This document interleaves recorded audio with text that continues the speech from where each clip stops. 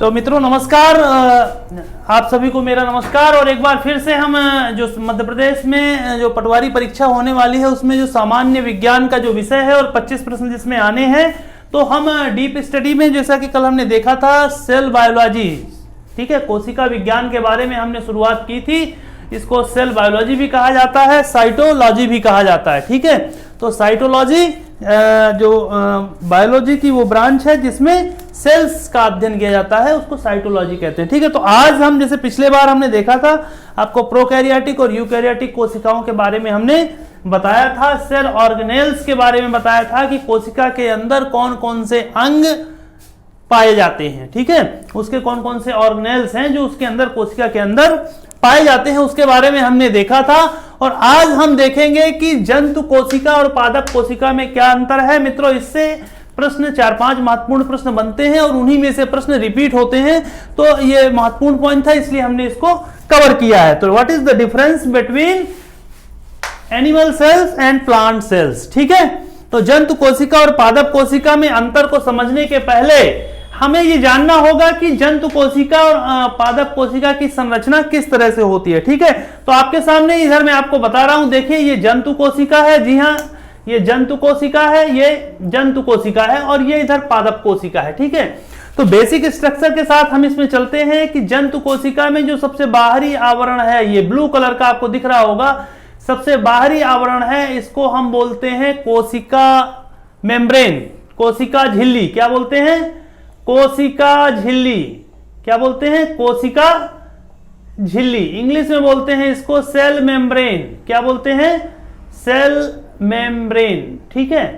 ये जो cell membrane होती है, सेल मेम्ब्रेन होती है, ये इधर देखिए नीला, और प्लांट के अंदर ये अंदर साइड पे देखिए एक नीला नीला जो दिख रहा है, ये है सेल मेम्ब्रेन, ठीक है। ये वाला पॉइंट ये देख रहे हैं ना, ये लाइन जो है ये सेल मेम्ब्रेन हो गई, ठीक है। ये जंतु कोशिका और पादप कोशिका दोनों में पाई जाती है। अब प्रश्न यह उठता है कि ये सेल मेम्ब्रेन किस पदार्थ की बनी होती है। प्रश्न पूछा जाता है कि सेल मेम्ब्रेन चाहे वो पादप की हो चाहे जंतु की हो, वो किस चीज की, किस पदार्थ की बनी होती है।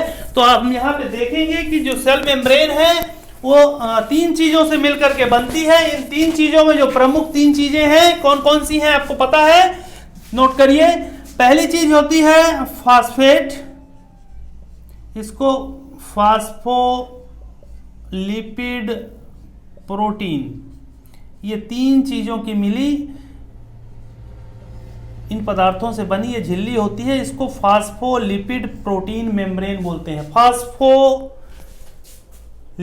प्रोटीन, ठीक है, या फास्फोप्रोटीन लिपिड। लिपिड का मतलब होता है वसा, वसा माने फैट, प्रोटीन का मतलब प्रोटीन समझते ही हैं, और फास्फोस का मतलब होता है फास्फोरस, ठीक है। तो इन 3 कंपाउंड से बने जो कंपाउंड है फास्फोलिपिड और प्रोटीन की बनी ये कोशिका झिल्ली, जो दोनों में पाई जाती है, जंतु कोशिका और पादप कोशिका में। इसके बाद पादप कोशिका में जो सबसे पहला अंतर आता है, पादप कोशिका में कोशिका झिल्ली के ऊपर ये देखिए काले रंग की, ये काले रंग की ये जो मोटी सी भित्ति है, दीवार है, इसको बोलते हैं कोशिका भित्ति। क्या बोलते हैं? कोशिका भित्ति या सेल वॉल। अब ये आता है कि सेल वॉल जो है पादप कोशिका में ऊपर होती है, किसके ऊपर होती है? कोशिका झिल्ली के ऊपर, यानी सेल मेम्ब्रेन के ऊपर क्या होता है? Cell wall. तो सेल वॉल जो है किस में होता है? प्लांट में होता है, जंतु कोशिका में नहीं होता है, ठीक है। तो this is the first difference. पहला डिफरेंस हो गया कि कोशिका भित्ति जंतु कोशिका में नहीं होती है, पादप कोशिका में आती है। इसी से दूसरा प्रश्न निकल के आता है कि आखिर वह कौन सा पदार्थ है जो कोशिका भित्ति का निर्माण करता है, यानी किस मटेरियल से बनी होती है। तो इसका आंसर होगा कोशिका भित्ति सेल्यूलोज, सेल्यूलोज, सेल्यूलोज से बनी होती है, सेल्यूलोज, ठीक है। सेल्यूलोज एक तरह का कार्बोहाइड्रेट है। क्या है? कार्बोहाइड्रेट। जैसे पदार्थ 3 तरह के होते हैं ना, लिपिड हो गया, प्रोटीन हो गया, फैट हो गया। तो लिपिड हो गया आपका, लिपिड या फैट एक ही चीज है, प्रोटीन और कार्बोहाइड्रेट। तो कार्बोहाइड्रेट में सेलुलोज आता है, सेलुलोज या कहीं कहीं हेमी सेलुलोज भी लिखा होता है। क्या लिखा होता है? Hemy cellulose.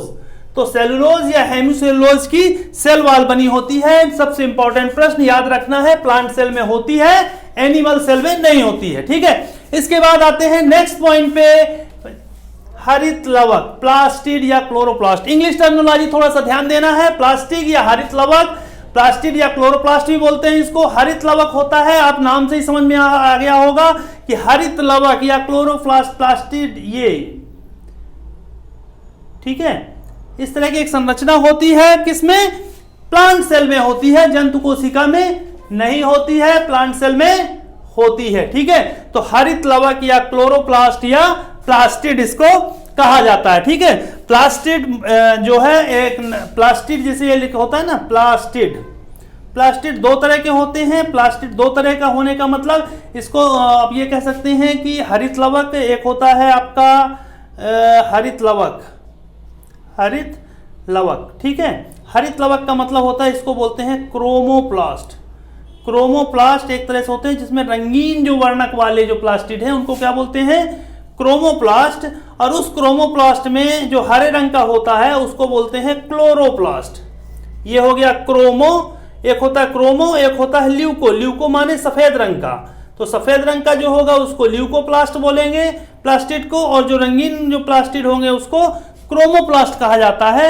और रंगीन वाले में भी नारंगी होते हैं, हरे होते हैं, लाल होते हैं, जिसमें से हरे वाले को बोलते हैं क्लोरोप्लास्ट। और वही क्लोरोप्लास्ट कहां पाया जाता है? प्लांट सेल में। ठीक है, इसके बाद नंबर 3 पे आते हैं सेंट्रोसोम। क्या होता है? सेंट्रोसोम। सेंट्रोसोम क्या होता है? तारक काय बोलते हैं, जंतु कोशिका में पाया जाता है, पादप कोशिकाओं में नहीं पाया जाता है। एक अपवाद है शैवाल। शैवाल जो है इंग्लिश में एल्गी बोलते हैं, ALGAE, एल्गी। शैवाल जो होता है उसमें सिर्फ ये जो तारक काय है ये पाया जाता है। तारक काय एक संरचना होती है, ये यहाँ पे इसको सेंट्रोसोम बोलते हैं। क्या बोलते हैं? सेंट्रोसोम। ये देखिए दो इस तरह के रिंग टाइप के दो छल्ले होते हैं एल शेप में। किस शेप में? एक दूसरे से 90 डिग्री बनाते हुए। और ये एक छल्ला इसको पूरे को बोलते हैं सेंट्रोसोम। और एक को बोलते हैं, दो पार्ट होते हैं, एक ऐसा एक ऐसा, दोनों पार्टों में से अलग अलग इसको बोलते हैं सेंट्रिओल। क्या बोलते हैं? सेंट्रिओल। तो सेंट्रोसोम दो सेंट्रिओल का बना होता है। सेंट्रोसोम दो सेंट्रिओल का बना होता है। ज्यादातर जंतु कोशिकाओं में पाया जाता है, पादप कोशिकाओं में नहीं होता है। सिर्फ शैवाल को छोड़ करके, ग्रीन जो तालाब या समुद्रों में हरी शैवाल होती है, एक छोटी छोटी काई की तरह होती है, उसको शैवाल बोलते हैं, उसमें छोड़ करके बाकी प्लांट्स में ये सेंट्रोसोम एब्सेंट माना जाता है। ठीक है, इसके बाद हम बात करते हैं तीसरी चीज है डिवीजन की, कि ये कोशिकाएं विभाजित कैसे होती हैं। तो विभाजित होने की प्रक्रिया को लेकर के इनको दो भागों में अलग अलग डिफरेंशिएट किया गया है। कि विभाजन जो जंतु कोशिका है, ये सपोज कीजिए ये एक जंतु कोशिका है। क्या है? ये जंतु कोशिका है। ये देखिए, तो इसमें क्या होगा, जब जंतु कोशिका में विभाजन होगा तो यहां से गड्ढा बनना शुरू होगा। देखिए ये यहां से ऐसे गड्ढा बनेगा, ये इधर से ऐसे गड्ढा बनेगा, ये गड्ढा बनेगा, फिर ये गड्ढा धीरे धीरे बढ़ते बढ़ते ये अलग हो जाएगी, ऊपर वाली सेल, नीचे वाली सेल अलग हो जाएगी, न्यूक्लियस आधा इधर आ जाएगा एक डिवाइड होके, और ये सेल डिवाइड हो जाएंगी। ठीक है, तो ये जो डिवीजन हुआ, मतलब देखिए बाहर से अंदर की ओर, बाहर से अंदर की ओर आ रहा है विभाजन। और इसमें क्या होता है, प्लांट सेल में यहां से पट्टी बनती है। क्या बनती है? पट्टी बनेगी अंदर से बाहर की ओर, इधर की ओर बढ़ती जाएगी, इधर से पट्टी बन जाएगी, दो भागों में बढ़ जाएगा। ठीक है, तो इधर पट्टी से होता है, इधर फिशन से होता है, गड्ढे से होता है। ठीक है ना, दोनों तरफ से किनारे दबते हैं, ये अलग होता है। और इसमें यहां से पट्टी बनती है, बीच से शुरू होती है, यहां धीरे बढ़ेगी, पहले इतनी, फिर और थोड़ी सी बढ़ेगी, फिर और थोड़ी सी बढ़ेगी, फिर यहाँ पे कंप्लीट पार्टीशन हो जाता है दोनों तरफ पे। ठीक है, ये तो हुई डिवीजन की बात। अब इसके बाद एक जो होता है कंपोनेंट होता है जिसको बोलते हैं लाइसोसोम, LYSO, लाइसोसोम।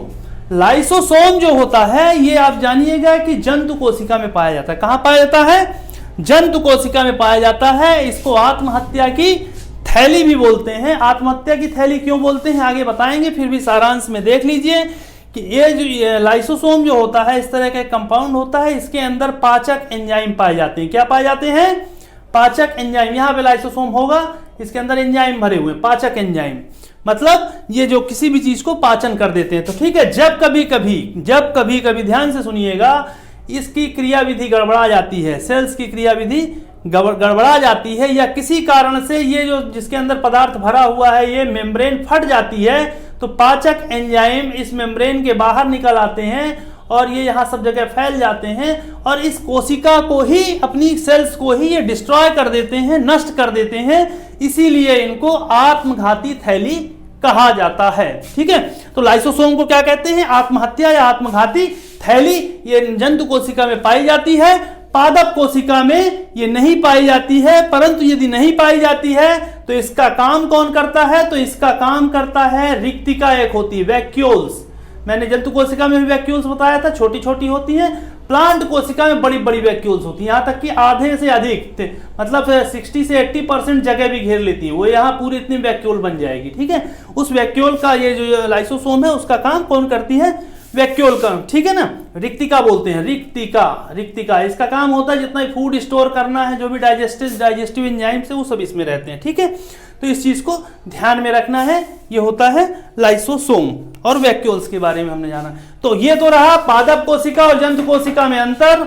और इसके बाद हम नेक्स्ट चैप्टर पे चलेंगे कि नेक्स्ट डिफरेंस में देखेंगे कि प्रोकैरियोटिक और यूकैरियोटिक में क्या डिफरेंसेस हैं। तो चलिए आज के लिए इतना ही, इसको मेमोराइज रखिएगा। एक क्वेश्चन निश्चित आना है। कोई भी अगर आपको पढ़ने में कोई दिक्कत होती है, समझने में कोई समस्या आती है तो कमेंट जरूर करिएगा। आज के लिए थैंक यू, धन्यवाद।